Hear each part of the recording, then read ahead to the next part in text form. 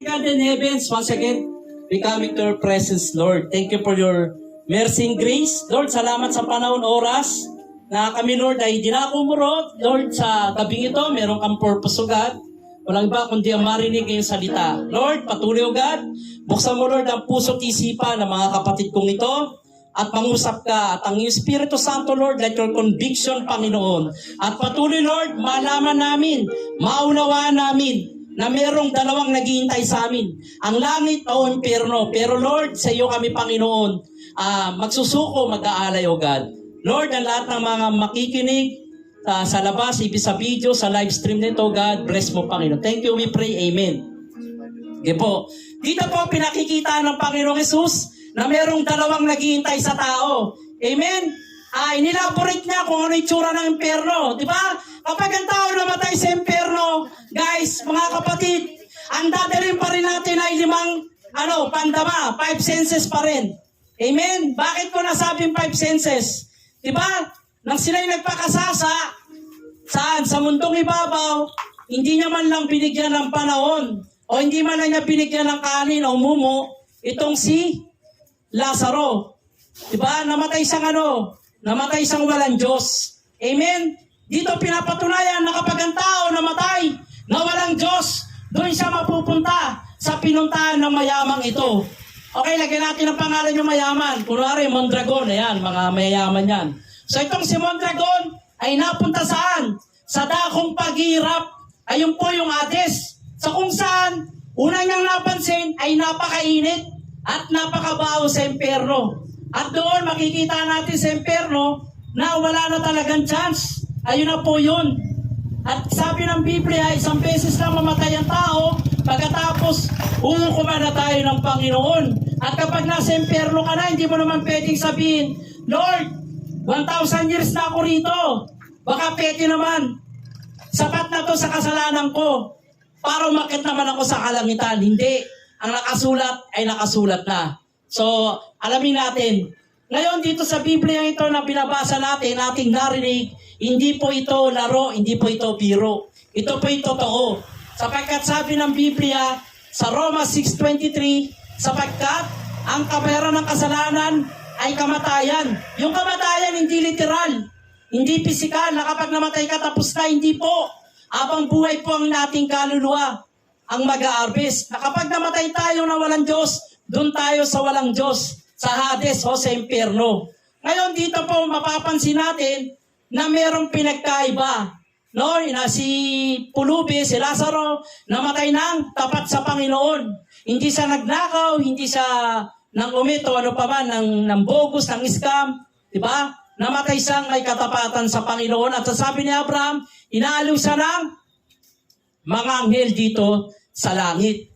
Ito ang mapapansin natin, yung mayaman po ay napaka-demanding, no? Paano naging demanding? Palautos pa rin, nasa impyerno ka na, palautos ka pa. Diba? Anong sabi ng mayaman, unang request niya? Amang Abraham, utusan niyo po si Lazaro, bumaba rito, isausaw yung kanyang daliri, at pahira ng aking labi, sapagkat ako'y naghihirap sa apoy na ito. It's mean Hades, impyerno o dagat-dagatang apoy. So gano'n ang nire-request niya. Anong sabi ni Abraham? Hindi pwede. Alalahanin mo nagpakasasa ka. Di ba? Anong klaseng pagpapakasasa yun? Di natin alam. Alak, babae, sugal. Di ba? Ano pa? Ando na yung panloloko, panlalamang, sa kapwa, pandaraya, kalapastanganan, no? Lahat ng halo ng sari-saring kasalanan, no?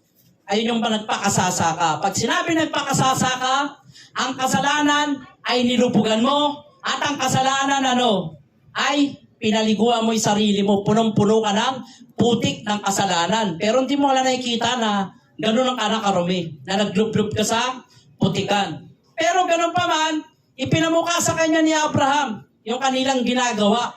Nang siya'y nagpakasasa, wala siyang panahon para bigyan yung ulubi ng mumo o kanin man lang.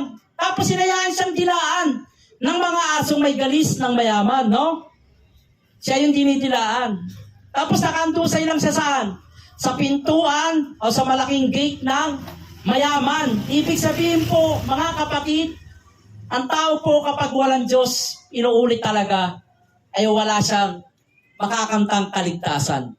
Kasi ang buhay na piniram sa iyo ng Panginoon, pinagdamot mo, wala kang panahon, pinagdamot mo yung oras mo sa Lord. Diba? Yung kayamanan mo, yung pera mo, pinagdamot mo sa Panginoon. Ano pa? Yung oras mo sa Lord. No, wala kang panahon sa Panginoon. No time, no treasure. Ano pa? Kaya dito pinamumukha ng Panginoon na tayo ay magising sa katotohanan na merong impyerno. Pangalawang utos, anong utos ni Mondragon? Ang sabi ni Mondragon, ganun ba? Pakisabi na lang po kay Lazaro, puntahan ang aking kapatid na 5 lalaki at ang aking ama. Babalaan sila na na wag pumunta rito. Take note, ibig sabihin po na yung kahit patay na nasa impyerno ay nananalangin. Anong pinagpe-pray ng mga kaluluwa sa impyerno? Gaya ng panalangin ni Mondragon. Anong sabi niya? Kung gano'n, papuntahin niyo po si Lazaro sa aking mga kapatid. Babalaan sila. Pangaralan sila. Baginan sila ng salita ng Diyos. Sapagkat ayoko silang mapunta rito sa dakong apoy na ito. Sa dagatang apoy na ito. Sapagkat napakainit dito. Ayun po ang senaryo.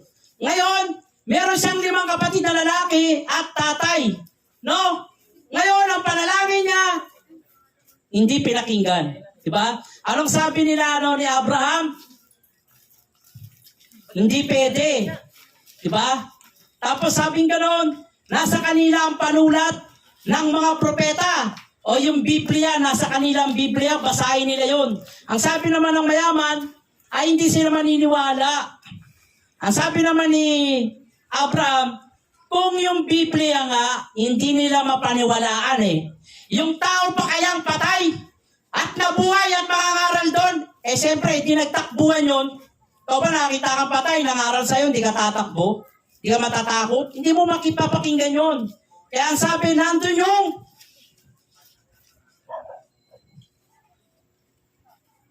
Biblia. Basahin nila ito. Ako guys, ang hindi ko kilala ang Diyos, kwento ko lang saglit ang buhay ko. Pariwara rin ako noon. Hindi ko kilala ang Panginoon. Pag may namamatay noon, sinasabi ko, Lord, ligtas kaya yan? Tapos sasabihin sa sarili ko, parang may bubulong.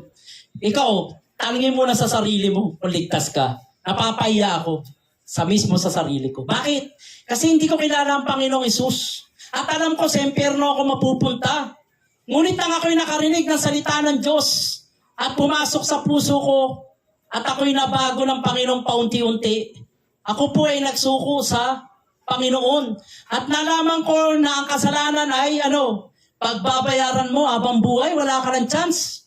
Wala ka ng choice. Ano sabi ng Roma 6:23? Sapagkat ang kabayaran ng kasalanan ay kamatayan. Yung kaluluwa mo ang magiging kabayaran habang buhay. Kaya kapatid, habang may hininga, hanggat hindi pa uli, hanggat meron ka pang pusong tumitibok, ang Panginoong Hesus ay tanggapin mo sa puso mo. Huwag mo ngayaan ang Panginoon kung kailan ka malalagutan ng hininga, kung kailan ka mamamatay, tsaka mo tatanggapin ng Panginoon. Paano kung hindi mo na madatnan yon at kunin ka na ng Panginoon? Walang pwedeng umarap sa akin na sabihin mo sa akin, Pastor, bukas buhay pa po ako. Bukas may hininga po ako. Nakaraan, kagawad namin, kausap ko lang. Ang lakas-lakas. Death on the spot, dead or arrival, dinala sa ospital, inatake, patay. Kahit ako, hindi ko pwede sabihin, buhay ako bukas. Bakit? Ang Diyos ang nagbigay, ang Diyos lang ang nakakalam ng buhay nating kapatid. Sabi nga ng kanta, kung hindi ngayon, kailan ka maglilingkod sa ating Panginoon? Kung hindi ngayon, kailan mo pa tatanggapin ng Diyos? Kung wala ka ng lakas, kung wala ka ng buhay, ang sabi ng awitin, huwag mo ngayaan ang Panginoon sa buhay mo ay maisang tabi. Dahil kapag isinintabi mo ang Panginoon, ikaw rin ang mag-benefits doon. Isasantabi ka rin. At kapag umakyat ka sa langit, ang pangalan mo ay titingnan ng anghel sa aklat ng buhay. Dahil doon po sa Biblia, may nakasulat dito sa pahayag, na ang hindi masumpungan ng pangalan sa aklat ng buhay ay tinatapon sila sa dagat-dagatang apoy sa impyerno. Hindi lang SSS, pag-ibig, or GSIS na member ka dapat.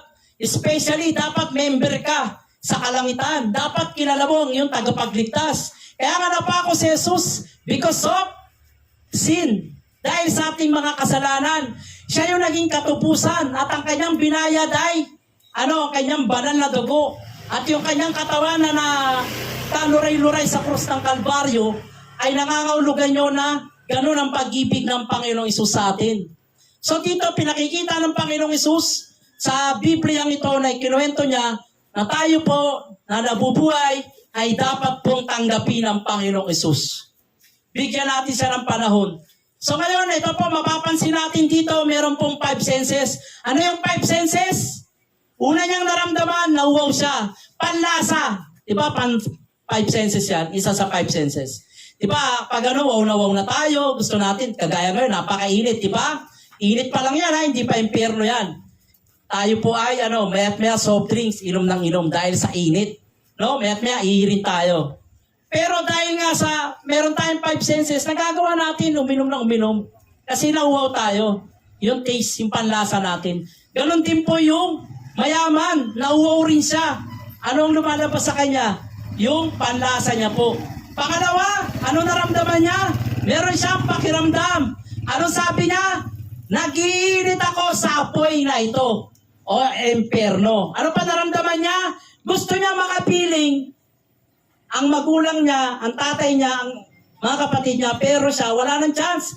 Kaya ang sabi niya, papuntahin si Lazaro, sabihin na merong imperno, babalaan sila na may imperno. At huwag silang pupunta sa dakong ito, sapagkat napakainit dun.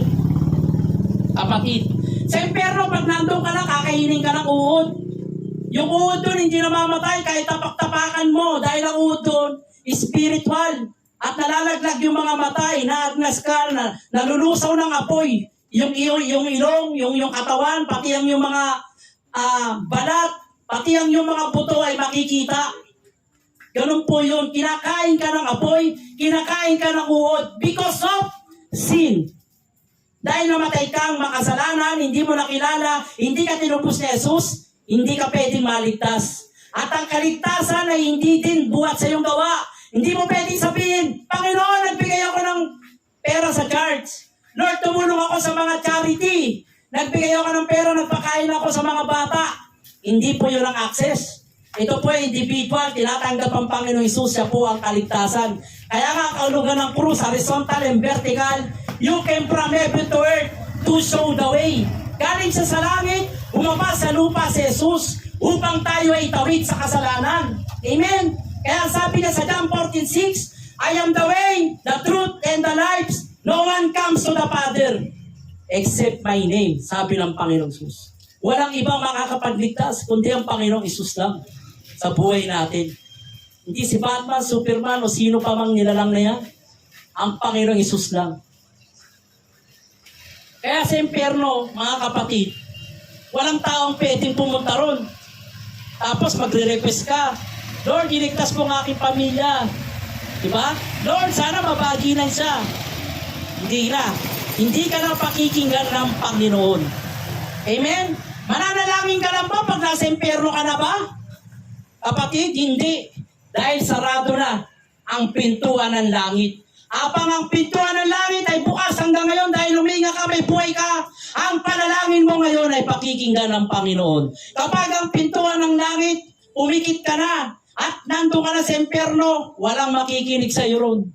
Doon po, araw-gabi, ikaw ay parurusahan ng mga demonyo. Hindi mo pwedeng tawagin nanay mo ron, tatay mo ron. Ang Panginoon lang ang pwede mong tawagan, pero hindi ka na matutulungan. Final na, tapos na ang lahat. Ano pa? Yung paningin, dadalhin mo rin doon. Doon sa impyerno, umaga-gabi, ang mga tao ay umiiyak, nagtatangis. At makikita mo, ang mga tao doon ay walang-wala ng pag-asa. At dilim ang bumabalot doon. Ano pa? Yung pandinig. Ang sabi ng Biblia, umaga-gabi, nagtatangis ang mga tao sa impyerno. Maririnig mo ang mga iyakan. Ano pa? Panlima, yung pangamoy. Yung pangamoy mo ron, napakabaho doon. Dahil nabubulok ang mga laman loob. Alam niyo, church, ang pinakamabaho sa lahat, alam niyo kung ano? Hindi karne ng hayop, hindi baka, hindi daga. Ang pinakamabaho sa lahat ay karne ng tao kapag walang formula. Ganon kabaho na siya. Ganon, dahil sa sobrang kasalanan. Doon, hindi mo kayang tiisin doon. At wala kang pahinga talaga doon. Umaga, gabi, pinaparusahan ang mga kaluluwa. Kaya kapatid, sa gabing ito, tayo po ay nakikinig ngayon, may hininga, may buhay, tumitibok ang ating puso. Huwag nating hayaan ang Panginoon palampasin, padaanin. Dahil kapag kung anong tinanim ay sa nating aaniin sa Panginoon. Kapag ang tinanim mo, sama ng loob, puot, tumanggap ka nga sa Diyos, hindi ka naman nagpatawad. Diba? Ano pa? Hindi mo napatawad yung mga nagkasala sa'yo. Hipokrito ang dating. Diba? Kaya ang gusto ng Diyos, ang puso natin ay walang bahid o putik. Meron kasi tumanggap sa Diyos, nguso lang, pero wala sa puso. Diba? Kaya dito, makikita natin yung pagsusumamo ng mayaman na siya ay, maraming request pero hindi na pinakinggan. Kaya kapatid, huwag tayong papayag na tayo ay magre-request pag nasa kabilang buhay na. Kaya nang marinig ko ang salita ng Diyos, may nangaral sa patay, yung isa sa mga best friend ko, namatay, nang marinig ko yung pastor, natakot ako. Ang sabi niya, ang pagmamahal, dapat iparamdam mo na sa magulang habang buhay ka. Sabihin mo na sa tatay mo, mahal kita, sa nanay mo, ganun. Parang nasampal ako nun. Kasi pariwara rin ako nun, salbahe rin ako sa magulang. Kasi hindi ko pakilala ang Diyos. Pero nang ako po ay nakakilala sa Lord at nagkaroon ako ng banal na takot sa Panginoon, ako po ay nangako sa Lord. Lord, gusto ko tang ipangaral. Yan, nangaral ako ng salita ng Diyos sa bus, sa jeep, sa barko, ng aking missionary sa Antique. Amen. Kaya walang ibang binigay ang Diyos sapagkat sa silong ng langit, ang pangalan lamang ni Jesus ang binigyan ng karapatan na sukat nating ikaligtas lahat. Kay Jesus lang, wala nang iba. Hindi na pwedeng kung kani-kanino pa man. Amen? Kaya, hindi mo rin pwede sabihin, sabi ko, Lord, at saka na ako maglilingkod. Bata pa ako, Lord. Kasi rapper ako, Lord. Lumalaban ako rap contest. Ang inayang ako, 18 pa ako. Sabi ko, Lord, saka na ako maglilingkod. Pag 40 na, sabi naman ang bumulong sa akin, bakit? Natitiyak mo ba? Paano kung kunin kita ngayon? Natakot ako, sumunod ako sa Lord. Amen? Kaya sabi ko, Lord, susunod ako sa iyo, ipangangaral kita. Ngayon, kapatid, nandito ka, alam ko na kilala mo si Jesus, pero hindi mo pa talaga siya kilalang kilala. Ayan, makikilala mo pa lang. Alam ko naman na kilalang kilala mo na siya at nagpapagamit ka na. Praise God. So, ngayong gabi, tayo po ay tatanggap ABC. Yung A, accept Jesus Christ. Yan. Yung B, eto na, yung pagbabago. Buksan mo yung puso mo. Yung letter C, ayan, Christ likeness. Yung letter D, decide to follow Jesus Christ right now. Amen? So yung pagtanggap, sabi ng Biblia, libo-libo anghel ang nagdiriwang sa langit kapag may taong taos-pusong tumatanggap sa Kanya. Amen? Ganong talaga sa Panginoon. Kaya nga sabi ko sa post ko, nakaraan ang si Faith ay kinuha na ng Lord. Ang sabi ko sa post ko ron, walang ibang mayaman, kundi ang tao na nakakilala sa Diyos at ang kanyang kaluluwa ay nasa langit na. Kapatid, ang kayamanan ay hindi pwedeng bayaran ng kaligtasan. Merong ang mayaman pumunta sa langit.